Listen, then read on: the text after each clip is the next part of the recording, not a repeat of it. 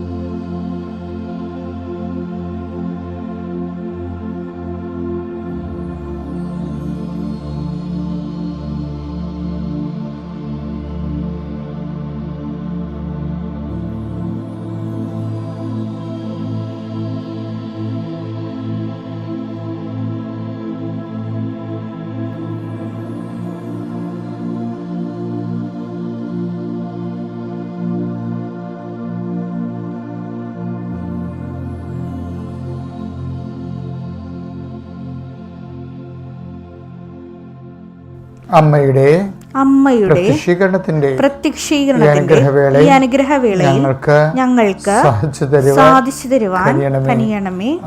ആമേൻ. വിശ്വാസ പ്രമാണം. സർവശക്തനായ പിതാവും ആകാശത്തിന്റെയും ഭൂമിയുടെയും സൃഷ്ടാവുമായ ദൈവത്തിൽ ഞാൻ വിശ്വസിക്കുന്നു. അവിടുത്തെ ഏകപുത്രനും ഞങ്ങളുടെ കർത്താവുമായ ഈശോ മിശിഹായിലും ഞാൻ വിശ്വസിക്കുന്നു. ഈ പുത്രൻ പരിശുദ്ധാത്മാവിനാൽ ഗർഭസ്ഥനായി കന്യകാമറിയത്തിൽ നിന്ന് പിറന്ന് പൊന്തിയോസ് പീലാത്തോസിന്റെ കാലത്ത് പീഡകൾ സഹിച്ച് കുരിശിൽ തറയ്ക്കപ്പെട്ട് മരിച്ച് അടക്കപ്പെട്ട് പാതാളങ്ങളിൽ ഇറങ്ങി മരിച്ചവരുടെ ഇടയിൽ നിന്ന് 3-ാം നാൾ ഉയർത്ത് സ്വർഗത്തിലേക്ക് എഴുന്നള്ളി സർവശക്തിയുള്ള പിതാവായ ദൈവത്തിന്റെ വലതുഭാഗത്തിരിക്കുന്നു. അവിടെ നിന്ന് ജീവിക്കുന്നവരെയും മരിച്ചവരെയും വിധിക്കുവാൻ വരുമെന്നും ഞാൻ വിശ്വസിക്കുന്നു. പരിശുദ്ധാത്മാവിലും ഞാൻ വിശ്വസിക്കുന്നു. വിശുദ്ധ കത്തോലിക്കാ സഭയിലും പുണ്യവാന്മാരുടെ ഐക്യത്തിലും പാപങ്ങളുടെ മോചനത്തിലും ശരീരത്തിന്റെ ഉയർപ്പിലും നിത്യമായ ജീവിതത്തിലും ഞാൻ വിശ്വസിക്കുന്നു. ആമേൻ. സ്വർഗ്ഗസ്ഥനായ ഞങ്ങളുടെ പിതാവേ, അങ്ങയുടെ നാമം പൂജിതമാകണമേ. അങ്ങയുടെ രാജ്യം വരണമേ. അങ്ങയുടെ തിരുമനസ് സ്വർഗത്തിലെ പോലെ ഭൂമിയിലും ആകണമേ. അന്നു വേണ്ടുന്ന ആഹാരം ഇന്ന് ഞങ്ങൾക്ക് തരണമേ. ഞങ്ങളോട് തെറ്റ് ചെയ്യുന്നവരോട് ഞങ്ങൾ ക്ഷമിക്കുന്നത് പോലെ ഞങ്ങളുടെ തെറ്റുകൾ ഞങ്ങളോടും ക്ഷമിക്കണമേ. ഞങ്ങളെ പ്രലോഭനത്തിൽ ഉൾപ്പെടുത്തരുതേ, തിന്മയിൽ ഞങ്ങൾ രക്ഷിക്കണമേ. ആമേൻ. നന്മ നിറഞ്ഞ മറിയമേ, സ്വസ്തി. കർത്താവ് അങ്ങയുടെ കൂടെ സ്ത്രീകളിൽ അങ്ങ് അനുഗ്രഹിക്കപ്പെട്ടവളാകുന്നു.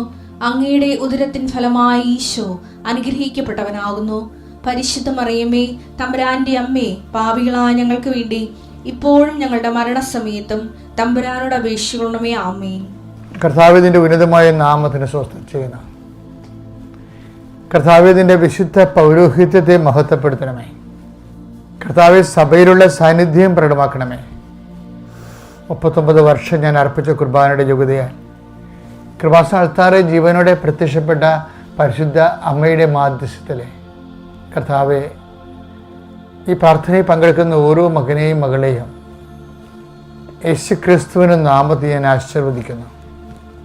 കർത്താവ് തിരുനാളിൻ്റെ മഹാദിനങ്ങളിലൂടെ കടന്നു പോകുമ്പോൾ തിരുവചനങ്ങൾ ഞങ്ങൾ വിശുദ്ധീകരിച്ചതിനും ശക്തീകരിച്ചതിനും ഞങ്ങൾ സ്വസ്ഥം ചെയ്യുന്നു. കർത്താവെ, അങ്ങയുടെ അങ്ങയുടെ മക്കളുടെ ജീവിത ആവശ്യങ്ങളെ ഞങ്ങൾ അങ്ങയുടെ തിരുസന്നിധിയിൽ സമർപ്പിച്ച് പ്രാർത്ഥിക്കുന്നു. കർത്താവ്, ഇന്ന് ശനിയാഴ്ചയായി ഇന്ന് പരിശുദ്ധ അമ്മയുടെ മാധ്യസ്ഥത്തിലെ ഈ പ്രാർത്ഥനയിൽ പങ്കെടുക്കുന്ന ഓരോ മകനെയും മകളെയും നിങ്ങളുടെ ഉദ്യമങ്ങളെ, നിങ്ങളുടെ നിയോഗങ്ങൾ ഇപ്പോഴും മനസ്സിൽ പറയാവുന്നവർക്കും പറയാവുന്നതാണ്. കർത്താവിൻ്റെ മക്കൾ ഇപ്പോഴും മനസ്സിൽ ഓർത്ത നിയോഗങ്ങളുടെ മേലും അങ്ങനെ വിശുദ്ധമായ വലതുകരം വെക്കണമെന്ന് പ്രാർത്ഥിക്കുന്നു. കർത്താവേ, ഈ ദിവസങ്ങളിലെ ഉയർപ്പ് ഞായറാഴ്ചയിലേക്കാണ് ഞങ്ങൾ പ്രവേശിക്കുന്നതെങ്കിലും ആ തിരുനാളിൻ്റെ യാതൊരുവിധ സന്തോഷവും തോന്നാത്ത ഒത്തിരിയേറെ കുടുംബങ്ങളുണ്ട് ഈശോയെ. പലരും തിരുനാൾ കഴിഞ്ഞിട്ട് തിങ്കളാഴ്ചയായി വന്നിട്ട് അവരെ ഇന്ന് ബാധിച്ചിരിക്കുന്ന വലിയ വിഷമതകളെ നിന്ന് രക്ഷപ്പെടുന്നതിന് വേണ്ടിയുള്ള ഉദ്യമങ്ങളെക്കുറിച്ച് ചിന്തിക്കുകയും ആലോചിക്കുകയും കണക്കൂട്ടുകയും ചെയ്യുന്ന മക്കളുണ്ട് ഈശോയെ. അവർക്ക് ആവശ്യമായ ശക്തി, ബുദ്ധി, അതിനേക്കാളുപരി അവരെ കൈകാര്യം ചെയ്യുന്ന വിഷയത്തിന് ആവശ്യമായ ദൈവ പിന്തുണ അവർക്ക് നൽകണമെന്ന് പ്രാർത്ഥിക്കുന്നു. അമ്മേ, പരിശുദ്ധമ്മ, ദേവമാതാവേ, ഏത് വിഷയത്തെക്കുറിച്ചാണ് അവർ ചിന്തിക്കുന്നത്, ഏത് വിഷയത്തെക്കുറിച്ചാണ് അവർ സങ്കടപ്പെടുന്നത്, ആരുടെ മറുപടിയെക്കുറിച്ച് ഓർത്താണ് അവർ ഉത്കണ്ഠപ്പെടുന്നത്, അങ്ങനെ ദൈവമേ നിന്നേക്കാൾ ഭീതി തോന്നിപ്പിക്കുന്ന, അങ്ങനെ തോന്നിക്കുന്ന വിഷയത്തിൽ മാനസികമായിട്ട് ഭീതി തോന്നിക്കുന്ന മക്കളെ അങ്ങനെ ഉന്നതമായ ശക്തിയാൽ അവർ കരുത്ത് പ്രാപിക്കുകയും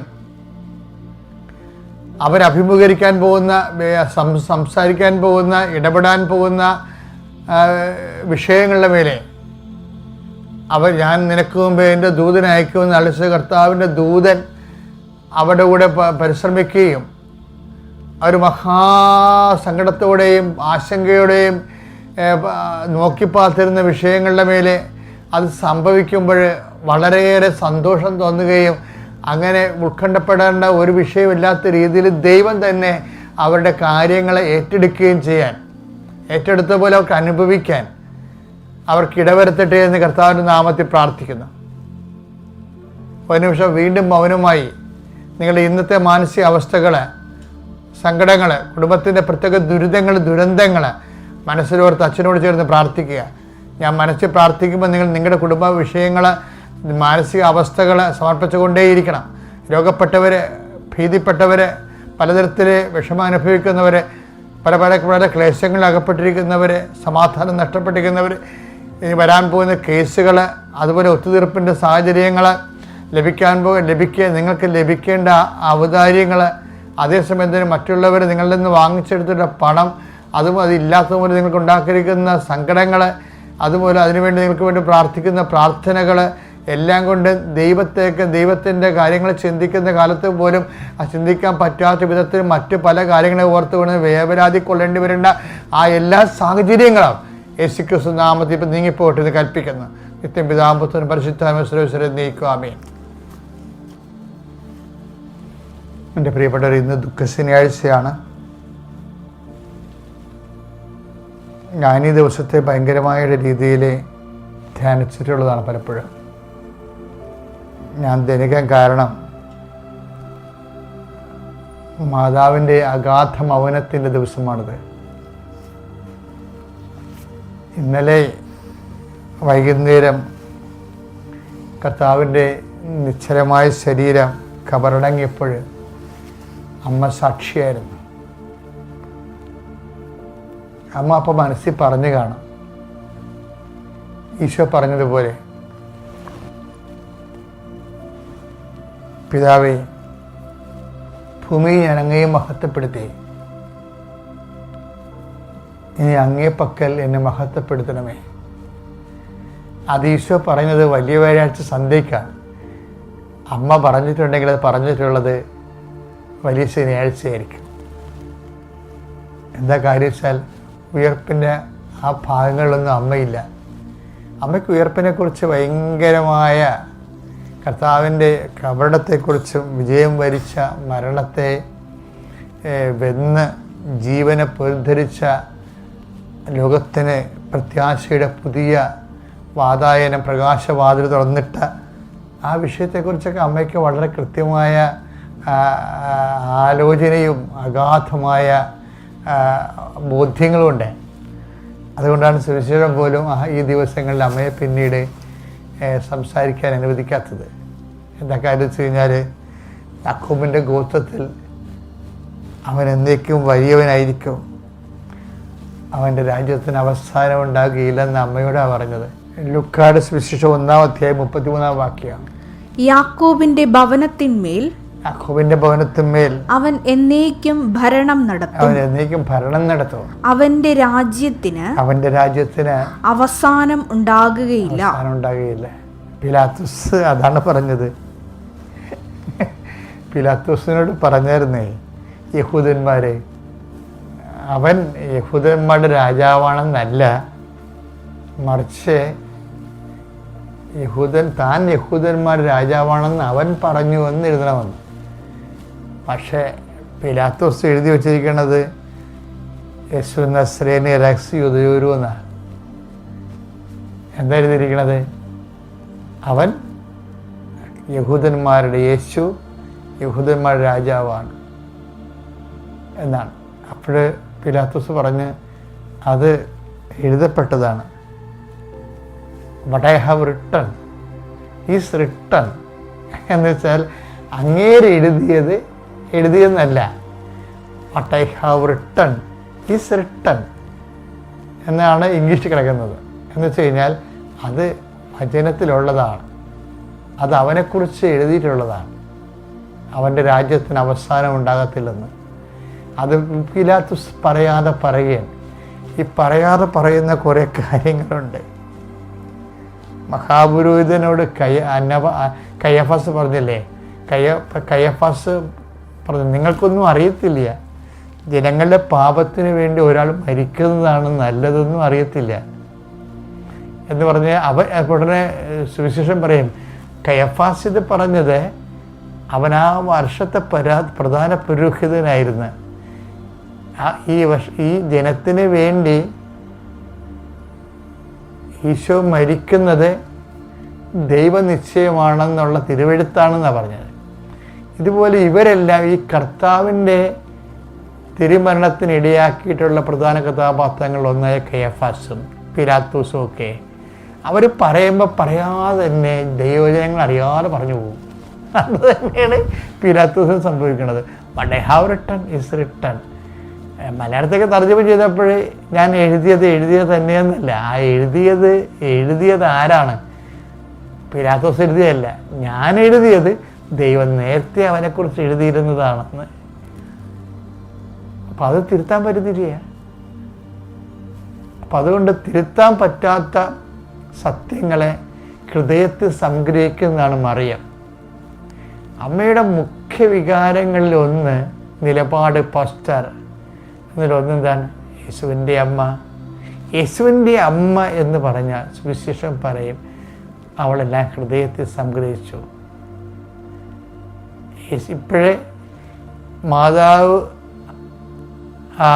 മാതാവിൻ്റെ ഹൃദയത്തിലെ യേശു എന്ന് ഉയർത്തെഴുന്നേറ്റിരിക്കുന്നത്.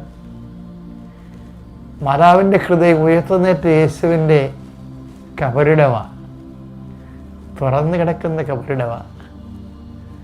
എന്താ കാരണം എന്ന് വെച്ച് കഴിഞ്ഞാൽ അമ്മ മദെല്ലാം മറിയത്തെ പോലെ ഓടുന്നില്ല, വെളുപ്പിനെ എഴുന്നേറ്റ് സുഹൃത്തെ കൊണ്ട് ഉണ്ടാക്കുന്നില്ല. She is not what happened. അതായത് അമ്മയ്ക്ക് അറിയാം, ഷീ നോസ് വാട്ട് ഹാപ്പൻഡ്. അതായത് എന്താണ് സംഭവിച്ചതെന്ന്, കല്ലറി സംഭവിച്ചതെന്ന് അമ്മയ്ക്കറിയാം.